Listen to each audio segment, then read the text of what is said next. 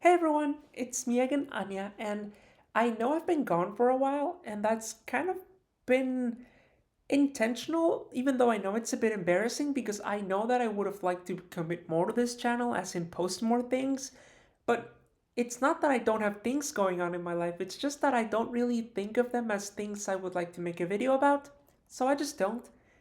Like, I am busy with work, yes, but then I come home and I still have a few hours to myself, and I just, like, what, play Minecraft? But I've already spoken about Minecraft in this channel, so I don't know. I did have a holiday to Copenhagen a few weeks ago, 2 weeks ago, um, which was the first time I was able to travel since moving to Hamburg, where I live right now. So I do want to talk about that. I also I've also almost completed my probation period at my job, which is 6 months. So I do also want to talk about just my experience being a software engineer. Of course, not in this particular company because contractual stuff that I'm not allowed to talk about, but just in general, as well as my progress with HRT, trying to get my hands on some estrogen and how that's going. I mean, we're over like a third of the way into the year, right? It's already almost the end of April. And again, exciting things happening, but I don't always feel the motivation to record a video. But so again, this is meant to be, I don't want this to be my job, at least not now. So I guess there is that, there's not as much of an incentive to just continue recording as consistently as I was, maybe like twice or thrice a week. And also, I'm still a little bit embarrassed to like practice my girl voice when my roommate is not here. Right now he's gone, and so I can just talk freely, and I think it's going pretty well. Yeah, I've been continuing most of the things that I've already spoken about in this channel, um, just working towards my goals. But today, I want to talk about this book here. I just came back from buying volume 21 of Chainsaw Man. Mm, there you go. Um, I'm not sure if I've made a specific video about Chainsaw Man, but I have spoken about it. I'm sure I've mentioned that like I have collected all of the volumes that are currently available in German because they come out earlier than the English versions, and I obviously speak German, and so it's just a way for me to both practice my language skill as well as reread the story that I really like because it is my favorite manga, and I can reread it in a language that I am learning because I already read it in English. Because this was some manga that I have been reading weekly, or not weekly, but as it's been released for the past 3.5 years. And as I'm sure some of you know, the manga ended recently after such a long time.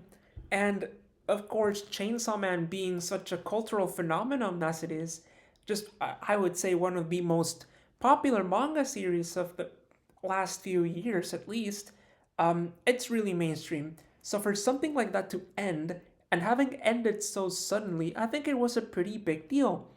A pretty big deal for both fans of the series as well as those that kind of read more casually.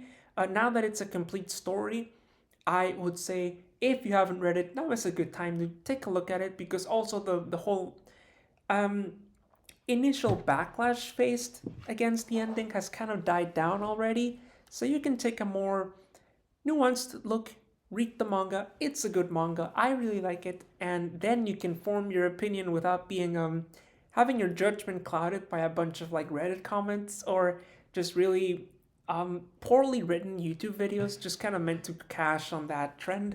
I know that it's trendy to hate on things, and even having seen a lot of these hate videos, I still like it. I still really like the ending, and I want to talk about it just for a little bit because this story has meant a lot to me. Because again, I've been reading it for 3.5 years, and I was in such a completely different place in my life when this story was in its first maybe 30 chapters to where I am now. I basically spent my entire time in university reading every chapter as it was coming out. So there are chapters where I remember exactly where I was and what I was doing in my life, as well as like the volumes themselves that are released more, what's the word, like sporadically, more spread apart, right? Like these volumes in Germany come out every maybe 4 months, right? So again, it's just a really interesting and fun way to measure time as it's been passing. Because I remember, for example, um, volume 13. I remember I bought it in Vienna. Volume 17. I bought it when I was in Portugal. Volume 21. I bought it when I was today in Hamburg. Right. It's just been quite an interesting experience for me, and just watching the story change. I mean, the author of this story is famously unpredictable, which is pretty cool. But even then, watching the art style change, which I think is a pretty unique form of watching it change, pretty unique to the manga medium, because uh, just the way the story is drawn and written, when a story goes on for that long, it's been really interesting seeing the art style change so much. Whether it's better or worse, I'm sure other people can give a more objective point of view on that. I am not an artist, I don't really care. I just like seeing my favorite characters, and it's not a big problem to me. I just find it really cool that, oh, the same character can look so differently. I'm not sure if there's any artistic statement behind that other than just the real life circumstances that surround manga authors and what it is like to write a weekly story. But I still think it's a great story. Um, Writing wise, was the ending good? I thought it was a good ending. I will go ahead and say it. It didn't bother me that it ended so suddenly. It only surprised me. But either way, the story would have was kind of heading. It was obvious that the story was heading towards a conclusion. It is interesting having been again aware of maybe the fandom and the ideas that are circulating around in the fandom as each chapter was released. People making theories, people trying to guess what's going to happen, people trying to find meaning in all these things, and it always seemed to me like a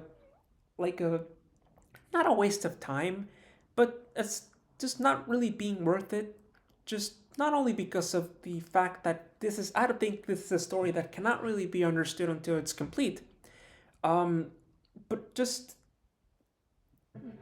lacking context that is now more clear now. I think people, now that the story is complete, can see the symbolism behind what being Chainsaw Man is to Denji, and also just the what I personally believe that this story, Chainsaw Man Part Two, is about. It offers a lot of meta commentary on the phenomenon that Chainsaw Man became like the manga in real life, in our world. There are a lot of parallels, just seeing how the characters change. And I know I'm being very vague here, but what I'm trying to say is that from more or less the middle point of this story, I started realizing like, oh well, I mean, this kind of parallels what's going on in the real world. People want Denji to continue being Chainsaw Man. He wants to continue being Chainsaw Man, but he knows that he cannot have his normal life if he does that. In real life, people want Chainsaw Man to be more like Part 1. People want Chainsaw Man Part 2 to be more like Part 1. They want it to just be, him beating up evil demons, and that just being the gist of the story. But we know that the Denji we see in Part 2 is very much not the same person as the one we see in Part 1. Boy has been traumatized. It's a story about moving on from this trauma. Um, and I very much. People used to joke that Denji was a sort of self insert for Fujimoto, mostly because of how the little things we know about the author in real life, how he does like getting, for example, bullied by girls. Uh, you can see the parallels with Denji. But just seeing Denji cope with his fame as well as his trauma, I can't help but feel like there is more self-insert in how Fujimoto has been dealing with just the success that he's seen, the expectations that he's now feels like he has to meet. Um, so, which is maybe why I do find the ending to be really cool, right? Like the story itself, I always thought that part two would be. I always noticed that it was not as much of a story driven story. even though we do have things that we know are going to happen, like the whole prophecy thing. But that always kind of took a backstage role for me. I always focused more on the characters themselves and how they are dealing with the circumstances around them, which is why I enjoyed Asa as much as I enjoyed Denji, because it's a fresh, new character that, and seeing them interact was always my favorite part of the whole manga, both in the beginning, before Asa realizes that Denji is Chainsaw Man, as well as after that. I do feel like Asa I would have liked to see her more. I don't necessarily think that it's a detriment because in the end her arc does get resolved and she ends up at a very different place than Denji does. Um, but I would have liked to see more of her because I just really like her. But again, towards the end, uh, yeah, what was I talking about? Um, Fujimoto. Yeah, that's why it feels like such a like fuck you to the audience and type of ending. Like, oh, you guys thought there was something deeper than this, but no, because it feels like it's building up to something, and it very much was for a moment. We have these cool twists with the Death Devil, and in the end, it's just like, oh, nothing got resolved, but characters changed, and those who didn't ended up in a very different place than we would expect. I do not like the fact that it was Pochita that decided to delete himself from the world. I would have liked to see Denji gain that agency, but again, it's just a, in my mind, it's a minor nitpick, because again, nothing got resolved, but characters grew, characters changed, and in the end, you did kind of understand how um, just the effect that Denji's choices had because of his lack of growth that got so out of control that the whole fucking world ended. The prophecy turned into him. He changed the prophecy in such a way because he just wanted to, he was just thinking about what he wants. I see, there's more debate to be had about what each character actually thought they were doing, um, as to what they actually achieved. Again, it's an interesting story to pick apart, and I like that. Again, I like in that regard, I do like that not a lot of things got resolved because that means there's just more space for discussion. I like that. I do like that.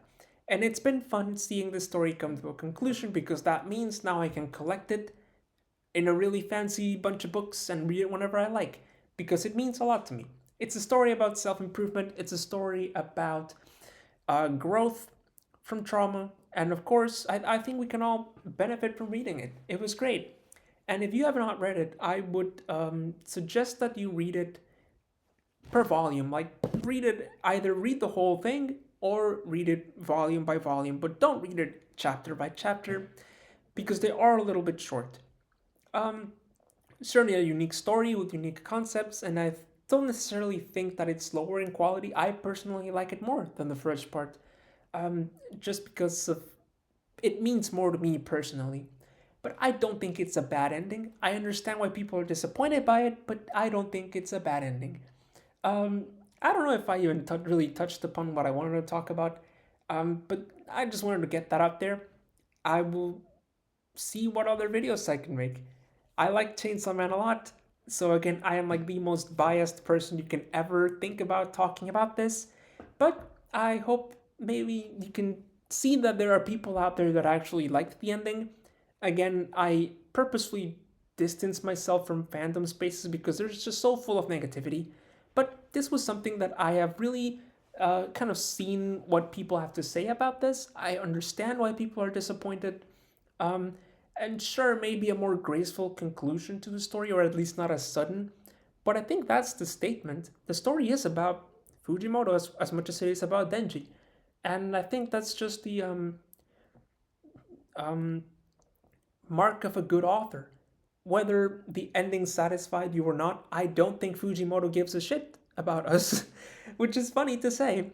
But that means, this story, it's not going to be understood by everyone. It's not going to mean a lot to everyone, but to those that it does mean it, it will mean a lot and they will get it because they will relate to something or someone in the story. And sometimes, again, you're like, well, how can I relate to such a silly, stupid character or silly, stupid story? But you do. Sometimes you don't understand why, but you do. And that's the beauty of storytelling. Again, I is it the greatest manga of all time? I don't know. That's not for me to say, but it is my favorite manga and I will continue treasuring it. And I hope you have a story. It doesn't have to be Chainsaw Man, but I hope you have a story that means as much to you. Even if some people don't like it, you go ahead and like what you like. Just really think about why. Don't let your opinion be influenced by others in in the way a lot of people are. Right? People are too quick to hate and people are too quick to love. Isn't that deep? What a nice conclusion to this video. I will see you whenever I post again. Bye bye.